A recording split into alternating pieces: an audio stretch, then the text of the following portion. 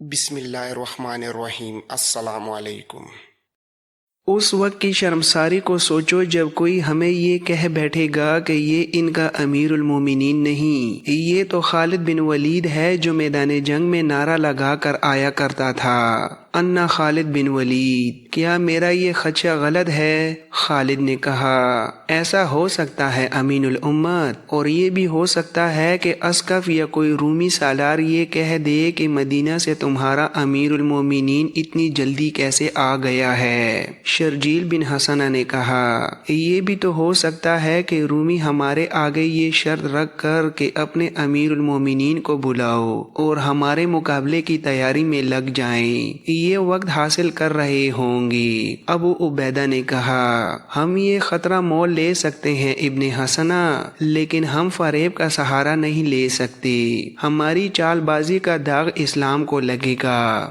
دو مورخوں نے لکھا ہے کہ شرجیل کے مشورے پر خالد کو بیت المقدس لے جا کر اسقف سفرینوس کو بتایا گیا تھا کہ یہ ہمارے امیر المومنین عمر رضی اللہ تعالی عنہ بن خطاب ہیں۔ صلح نامہ عمر رضی اللہ تعالی عنہ کی بجائے خالد رضی اللہ تعالی عنہ نے عمر بن کر کیا تھا، لیکن آگے پیش آنے والے واقعات اس روایت کی تردید کرتے ہیں۔ زیادہ تر مورخوں نے لکھا ہے کہ عمر رضی اللہ تعالی عنہ کو مدینہ بلایا گیا تھا اور عمر رضی اللہ تعالی عنہ فوری طور پر روانہ ہو گئے تھے۔ ابو عبیدہ نے ایک تیز رفتار قاصد مدینہ کو دوڑا دیا، پیغام میں وہی باتیں لکھیں جو اسقف بیت المقدس کے ساتھ ہوئی تھیں۔ پیغام مدینہ پہنچا ہی تھا کہ وہاں مسرتوں کی لہر دوڑ گئی۔ خلیفۃ المسلمین عمر رضی اللہ تعالی عنہ کی خوشی کی انتہا نہ تھی۔ انہوں نے خاص طور پر حکم بھیجا تھا کہ بیت المقدس فتح کیا جائے۔ عمر رضی اللہ تعالی عنہ تو فتح کی خوشخبری کے منتظر تھے۔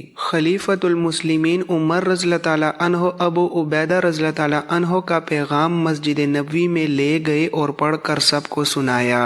عمر رضی اللہ تعالی عنہ نے حاضرین سے پوچھا، تم سب مجھے کیا مشورہ دیتے ہو؟ کیا میرا جانا بہتر ہے یا نہ جانا بہتر ہے؟ عثمان رضی اللہ تعالی عنہ بن عفان نے کہا، نہ جانا بہتر ہے امیر المومنین، تمہارے نہ جانے سے رومی سمجھیں گے کہ تم نے انہیں کوئی اہمیت نہیں دی اور تم اتنے طاقتور ہو کہ صلح کی تمہیں پرواہ ہی نہیں۔ اس کا یہ اثر ہوگا کہ رومی ہمارے مقابلے میں اپنے آپ کو حقیر جانیں گے اور جزیہ ادا کر کے ہماری اطاعت قبول کر لیں گے۔ علی رضی اللہ تعالی عنہ نے عثمان رضی اللہ تعالی عنہ کی مخالفت کرتے ہوئے کہا، اللہ تجھے اپنی امان میں رکھے ابن عفان، امیر المومنین کا جانا بہتر ہے۔ کیا تو نہیں جانتا کہ مجاہدین کب سے گھروں سے نکلے ہوئے ہیں، کب سے گرمی، سردی، آندھی، بارش اور طوفانوں میں کھلے آسمان تلے دن گزار رہے ہیں، جانیں قربان کر رہے ہیں اور زخمی ہو رہے ہیں۔ اگر امیر المومنین ان کے پاس چلے جائیں گے تو ان کے تھکے ہوئے حوصلے تازہ ہو جائیں گے۔ بے شک بے شک، چند آوازیں سنائی دیں۔ علی رضی اللہ تعالی عنہ نے کہا، امیر المومنین نہیں جائیں گے تو رومی قلعے کے اندر محفوظ بیٹھے رہیں گے، انہیں کمک بھی مل جائے گی، اور کیا یہ نہیں ہو سکتا کہ مجاہدین کی فتح جو ان کے سامنے کھڑی ہے وہ الٹ کر شکست بن جائے؟ حاضرین نے پرجوش طریقے سے تائید کی۔ امیر المومنین نے کہا، مجھے جانا چاہیے، میں ابھی روانہ ہونا چاہتا ہوں۔ امیر المومنین عمر بن خطاب ایک اونٹنی پر مدینہ سے روانہ ہوئے۔ ان کے ساتھ اپنے نائبین اور مشیر تھے جن کی تعداد اور ناموں کا کسی تاریخ میں ذکر نہیں ملتا۔ وہ 1 مہینے سے کم عرصے میں جابیہ پہنچے۔ ابو عبیدہ نے ان کے استقبال کا انتظام جابیہ میں کیا تھا اور گھڑ سواروں کا مختصر سا دستہ امیر المومنین کے استقبال کے لیے آگے روانہ کر دیا تھا۔ امیر المومنین جابیہ پہنچے تو ابو عبیدہ، خالد اور یزید کو وہاں دیکھ کر حیران ہوئے اور پوچھا، کیا تم نے بیت المقدس کا محاصرہ اٹھا لیا ہے؟ تم سب یہاں کیوں ہو؟ ابو عبیدہ نے کہا، امیر المومنین محاصرہ عمرو بن العاص کے سپرد کر آئے ہیں، محاصرہ مضبوط ہے، ہم تیرے استقبال کے لیے یہاں موجود ہیں۔ خالد اور یزید بڑی قیمتی اور زر بفت کی آبائیں پہنے ہوئے تھے اور شہزادے لگ رہے تھے۔ خالد رضی اللہ تعالیٰ عنہ قریش کے بڑے امیر خاندان کے فرد تھے اور یزید رضی اللہ تعالیٰ عنہ قبیلے کے سردار ابو سفیان رضی اللہ تعالیٰ عنہ کے بیٹے تھے۔ اپنے امیر المومنین کے استقبال کے لیے بنے ٹھنے ہوئے تھے۔ عمر رضی اللہ تعالیٰ عنہ نے اپنے مخصوص غصے کا اظہار کرتے ہوئے کہا، خدا کی قسم تم بے شرم ہو جو مجھے ملنے کے لیے اس شاہانہ لباس میں آئے ہو۔ 2 سال پہلے تک ہمارا کیا حال تھا؟ کیا تم نے مدینہ میں کبھی پیٹ بھر کر کھانا کھایا تھا؟ لعنت ہے اس مال و دولت پر جس نے تمہارے دماغ خراب کر دیے ہیں۔ کیا تم میدان جنگ میں نہیں ہو؟ خدا کی قسم تم لباس کی شان و شوکت میں پڑ گئے تو تھوڑے ہی عرصے بعد تمہاری جگہ کوئی اور حکمران ہوگا۔ امیر المومنین کی اپنی یہ حالت تھی کہ موٹے کپڑے کا کرتا پہن رکھا تھا جو اتنا بوسیدہ ہو چکا تھا کہ اس میں پیون لگے ہوئے تھے۔ خالد اور یزید نے اپنی عبائیں کھول کر امیر المومنین کو دکھائیں۔ دونوں نے زری پہن رکھی تھیں اور تلواریں ساتھ تھیں۔ خالد نے کہا، امیر المومنین خوبصورت عبائیں تو پردہ ہیں، ہم ہتھیاروں کے بغیر نہیں، لڑنے کے لیے تیار ہیں۔ امیر المومنین کے چہرے سے غصے کے آثار ختم ہو گئے اور مطمئن نظر آنے لگے۔ ہمیں بہت جلد ہی بیت المقدس پہنچنا چاہیے، رومیوں کو میں زیادہ انتظار میں نہیں رکھنا چاہتا۔ امیر المومنین نے اتنے لمبے سفر کی پرواہ نہ کی اور بیت المقدس کو چل پڑے۔ امیر المومنین جب بیت المقدس کے محاصرے میں پہنچے تو مجاہدین نے دیوانہ وار خوشیاں منائیں۔ امیر المومنین کی صرف آمد ہی ان کے لیے حوصلہ افزا تھی، اب تو وہ اور زیادہ خوشیاں منا سکتے تھے۔ بیت المقدس کی فتح کوئی معمولی نہیں تھی۔ امیر المومنین اپنی تمام تر فوج میں گھومے پھرے اور ہر ایک سے مصافحہ کیا۔ بیت المقدس ان کا اپنا شہر تھا، اب صرف معاہدہ لکھنا باقی تھا۔ سب سے ملتے ملاتے عصر کی نماز کا وقت ہو گیا، اذان دینی تھی جو کوئی بھی دے سکتا تھا۔ امیر المومنین کے ساتھ جو مصاحب گئے تھے ان میں مدینہ کے مشہور مؤذن بلال رضی اللہ تعالیٰ عنہ بھی تھے۔ بلال رضی اللہ تعالیٰ عنہ وہ مؤذن تھے جنہیں اسلام کی تاریخ تا قیامت فراموش نہیں کرے گی۔ کسی نے کہا، امیر المومنین بیت المقدس جیسا مقدس اور اہم شہر ہماری جولی میں آ پڑا ہے، اس ایک شہر پر فتح کیے ہوئے سینکڑوں شہر قربان کیے جا سکتے ہیں۔ ایسی عظیم کامیابی کی خوشی میں آج بلال اذان دے تو کتنا اچھا ہوگا۔ ہم بیت المقدس میں بلال کی اذان کے بعد داخل ہوں گے۔ خلیفۃ المسلمین عمر رضی اللہ تعالیٰ عنہ نے بلال رضی اللہ تعالیٰ عنہ کی طرف دیکھا۔ بلال رضی اللہ تعالیٰ عنہ خاموش کھڑے تھے، ان کے چہرے پر اداسی کا تاثر اور زیادہ گہرا ہو گیا۔ بلال رضی اللہ تعالیٰ عنہ حبشی نسل سے تھے، ابتدا ہی میں اسلام قبول کر لیا تھا۔ ان کی آواز بلند، سریلی اور پرسوز تھی۔ انہوں نے پہلی دفعہ اذان دی تو مسلمانوں پر تو اثر ہونا ہی تھا، دوسرے لوگ بھی مسحور ہو کر رہ گئے تھے۔ یہ بلال رضی اللہ تعالیٰ عنہ کی آواز کا جادو تھا۔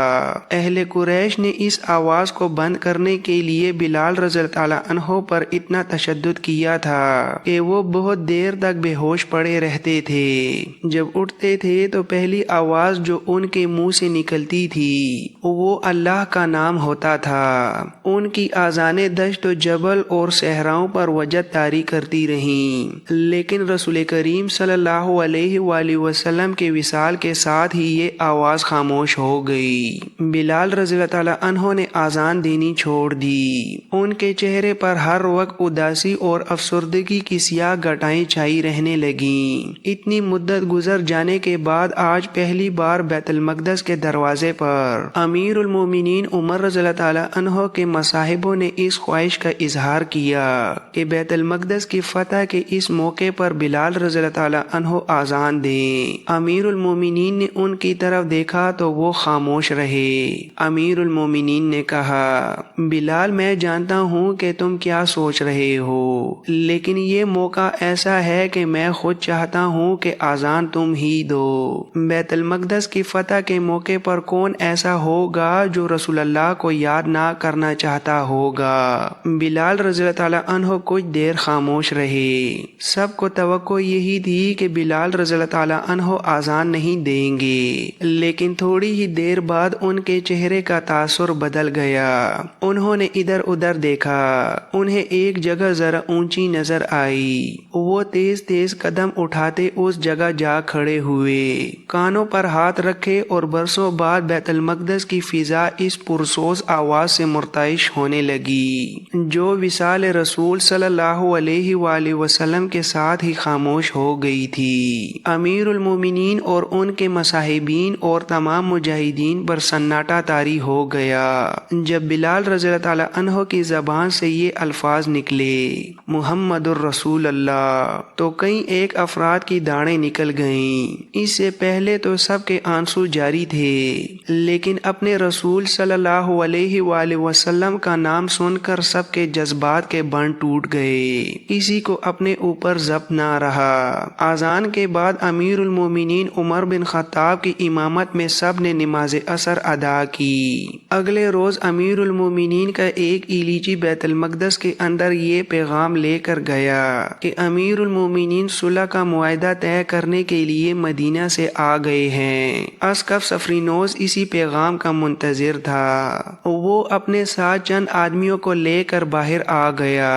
معاہدے کی شرائط طے ہوئیں اور اسقف نے شہر کی چابی امیر المومنین عمر بن خطاب کے حوالے کر دی۔ معاہدہ جو تحریر ہوا اس کے الفاظ کچھ اس طرح تھے: بسم اللہ الرحمن الرحیم۔ اس معاہدے کے تحت جو خلیفۃ المسلمین عمر بن خطاب اور اسقف بیت المقدس سفرینوس کے درمیان طے پایا، خلیفۃ المسلمین نے بیت المقدس کے باشندوں کو اس معاہدے کی روح سے امن و امان دیا۔ یہ امان ایلیا کے لوگوں کی جان و مال کے لیے ہے، ان کے گرجوں اور صلیب کے لیے ہے، ہر عمر ہر مذہب کے فرد کے لیے ہے، تندرست کے لیے اور مریض کے لیے بھی ہے۔ کسی گرجے یا کسی دوسرے مذہب کی عبادت گاہ کو فاتحین کی رہائش گاہ کے لیے یا کسی اور مقصد کے لیے استعمال نہیں کیا جائے گا، نہ انہیں یا ان کے احاطے کے اندر کسی چیز کو نقصان پہنچایا جائے گا اور نہ انہیں مسمار کیا جائے گا۔ گرجوں اور دیگر عبادت گاہوں میں سے نہ مال اٹھایا جائے گا نہ کوئی اور چیز۔ غیر مسلموں پر مسلمانوں کی طرف سے مذہب کے معاملے میں کسی قسم کا جبر نہیں کیا جائے گا، نہ ان کے ساتھ ناگوار سلوک کیا جائے گا۔ البتہ ایلیا میں یہودی نہیں رہ سکیں گے۔ یہ فرض ایلیا کے باشندوں پر عائد ہوتا ہے کہ وہ یہودیوں، رومیوں اور جرائم پیشہ افراد کو شہر سے نکال دیں۔ ایلیا کے تمام شہری دوسرے شہروں کے لوگوں کی طرح جزیہ ادا کریں گے۔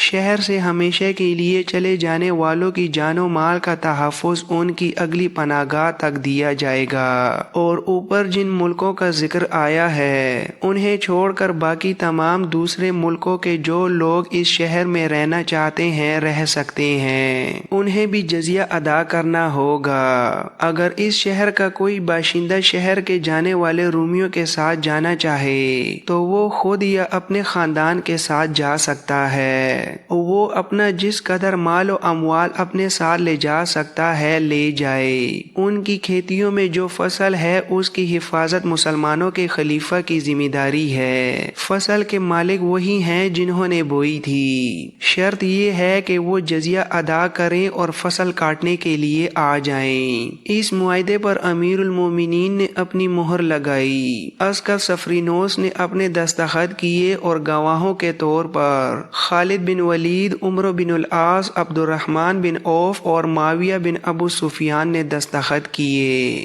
اس کے فوراً بعد امیر المومنین نے ابو عبیدہ اور خالد کو حکم دیا کہ وہ اپنے دستوں کے ساتھ شام کے شمالی علاقوں میں چلے جائیں جہاں کچھ جگہوں پر رومی ابھی تک قلعہ بند تھے۔ جاسوسوں نے اطلاع دی تھی کہ شہنشاہ ہرقل شام کی سرحد سے تو نکل گیا ہے، لیکن اس کی جو فوج ابھی شام میں موجود ہے اس کے لیے ہرقل کمک تیار کر رہا ہے۔ امیر المومنین عمر بن خطاب عمرو بن العاص اور شرجیل بن حسنہ کو ساتھ لے کر بیت المقدس میں داخل ہوئے۔ اسقف سفرینوس نے ان کا استقبال کیا۔ ایک روز پہلے पहले सुलहनामे पर दस्तखत हो चुके थे और सफरीनोस ने सुलहनामा शहर के बाशिंदों को पढ़कर सुनाया। लोगों पर इससे पहले खौफ व हिरास तारी था। उन्होंने पहले फातिहीन का जुल्म व तशद्दुद देखा था। रूमी जब बैतुल मक़दस में आए थे तो शहंशाह हरकुल के हुक्म से इस शहर के बाशिंदों पर क़यामत टूट पड़ी थी। लोगों को सरकारी मजहब कबूल करने का हुक्म दिया गया था। इतनी आसानी से अपना मजहब कौन तब्दील करता है? जिन लोगों ने हरकुल का मजहब कबूल ना किया उनके नाक कान काट दिए गए और घर तक मसमार कर दिए गए थे। उन्हें फौज में जबरी तौर पर भर्ती कर लिया जाता था। इसके अलावा वो महकूमों और मजलूमों जैसी जिंदगी गुजार रहे थे। मुसलमानों से तो वो और ज्यादा खौफजदा थे। उन्हें बताया गया था कि मुसलमान जिस शहर को फतह करते हैं वहीं के रहने वालों को जबरदस्ती मुसलमान बनाते हैं, घर लूट लेते हैं और खूबसूरत औरतों को अपने साथ ले जाते हैं। बैतुल मक़दस के बाशिंदों ने रूमी फौज की जबान से सुना था कि मुसलमान बड़े जालिम हैं। ये सिपाही दरअसल मैदान जंग की बातें सुनाते थे और शहरी ये समझकर खौफजदा थे कि मुसलमान वहशी और खूनख्वार हैं। वो नहीं जानते थे कि मुसलमान सिर्फ मैदान जंग में खूनख्वार हैं। बैतुल मक़दस के शहरियों ने जब मुआहिदे की तहरीर सुनी, फिर ये देखा कि मुसलमान फौज ने किसी शहरी की तरफ देखा तक नहीं, तो वो खुशियां मनाने लगे। अमीरुल मोमिनीन ने अलकमा बिन मुजज्जज को बैतुल मक़दस का हाकिम या अमीर मुकर्रर किया। अस्कफ सफरीनोस ने अमीरुल मोमिनीन उमर बिन खत्ताब को शहर की सैर कराई, उन्हें कदीम तहजीबों और कौमों के आसार दिखाए, यहूदियों और ईसाइयों की इबादतगाहें दिखाईं। बैतुल मक़दस में ऐसे बेशुमार आसार थे जिनमें मेहराब दाऊद भी है और सखरा याकूब भी। ये वो पत्थर है जिसके मुतालिक रिवायत है कि रसूल करीम सल्लल्लाहु अलैहि वसल्लम इस पर खड़े हुए और मेराज को गए थे। शहर में घूमते फिरते अमीरुल मोमिनीन कसीलाए क़यामत के सामने से गुजरे। जोहर की नमाज का वक्त हो गया। उन्होंने इधर उधर देखा कि नमाज की कोई जगह मिल जाए। अस्कफ ने इल्तिजा की, खलीफतुल मुस्लिमीन, मेरे लिए ये बात बाइसे फख्र होगी कि आप कलीसा के अंदर नमाज पढ़ें। खलीफा उमर रज़ियल्लाहु ताला अन्हु ने कहा, नहीं, मैं इस कलीसा का एहतराम करता हूँ, लेकिन मैं इसमें नमाज नहीं पढ़ूंगा कि ये सुलह के मुआहिदे की खिलाफ वर्जी होगी। अगर आज मैंने आपके कहने से यहाँ नमाज पढ़ ली तो मेरे बाद मुसलमान इसको रस्म बना लेंगे और कलीसा में नमाज पढ़ने को अपना हक बना लेंगे। कलीसाए क़यामत वो जगह है जहाँ हजरत ईसा अलैहिस्सलाम को मसलूब किया गया था। यहाँ ये कलीसा तामीर किया गया था। उससे आगे कलीसाए कुस्तंतीन था। अस्कफ ने उसके दरवाजे में मुसल्ला बिछा दिया, लेकिन अमीरुल मोमिनीन ने वहाँ भी नमाज ना पढ़ी। उन्होंने नमाज मस्जिद अक्सा में पढ़ी। अमीरुल मोमिनीन उमर बिन खत्ताब ने सफरीनोस से पूछा, मोहतरम अस्कफ, रूमी आपका साथ क्यों छोड़ गए हैं? उनका सालार अतरबून कहाँ गया? सुना था वो हरकुल का हमपल्ला है। सफरीनोस ने जवाब दिया, भाग गया। कोई शक नहीं कि वो हरकुल का हमपल्ला था। उसने आपको शिकस्त देने के लिए बड़े अच्छे मंसूबे बनाए थे। उसने कैसारिया के सालार को आपकी फौज से मुकाबले के लिए तैयार किया था, लेकिन आपके सालारों की चाल ने अतरबून के मंसूबे तबाह कर दिए। इससे पहले वो आपकी फौज के मुकाबले में नहीं आया था। वो देख रहा था कि उसकी फौज में लड़ने का जज्बा खत्म हो गया था। यरमूक और दूसरी जगहों से भागे हुए बहुत से सिपाही यहाँ आ गए थे। उन्होंने यहाँ की फौज को ऐसी बातें सुनाई जिनसे सबका हौसला बुरी तरह मुतासिर हुआ। अतरबून ने अपनी फौज को तैयार कर लिया था। उसे जब इत्ला मिली कि मुसलमानों ने कैसारिया को मुहासरे में ले लिया है, तो वो अपनी फौज को साथ लेकर कैसारिया का मुहासरा तोड़ने के लिए निकला, लेकिन आपके किसी सालार ने उसे रास्ते में रोक लिया। उसने पहली बार मुसलमानों से टक्कर ली और अपनी बहुत सी फौज मरवा कर बुरी हालत में वापस आया। वो जो अपने हारे हुए सालारों को बुज़दिल कहता था और जिसने बैतुल मक़दस के दस्तों को लड़ने के लिए तैयार اختیار کیا۔ وہ خود بزدل بن گیا اور اس کا اپنا حوصلہ بھی جواب دے گیا۔ اس نے یہاں سے خزانہ نکالنا شروع کر دیا اور سمندر کے راستے قسطنطنیہ لے گیا۔ زیادہ تر فوج بھی اس کے ساتھ چلی گئی۔ یہ فوج برائے نام تھی جو میں نے قلعے کی دیوار پر کھڑی کر دی تھی۔ میں نے آپ کے ساتھ معاہدے کی شرط اس لیے پیش کی تھی کہ جو فیصلہ خلیفہ کر سکتے ہیں وہ سالار نہیں کر سکتے۔ میں اس شہر کو اور اس کے باشندوں کے جان و مال کو بچانا چاہتا تھا۔ عسکر سفرینوس نے عمر بن خطاب کو یہ نہ بتایا کہ اطربون اور سفرینوس نے مل کر نہ صرف بیت المقدس سے خزانہ نکالا تھا بلکہ گرجوں کے سونے اور چاندی کے بیش قیمت ضروب بھی نکلوا دیے تھے۔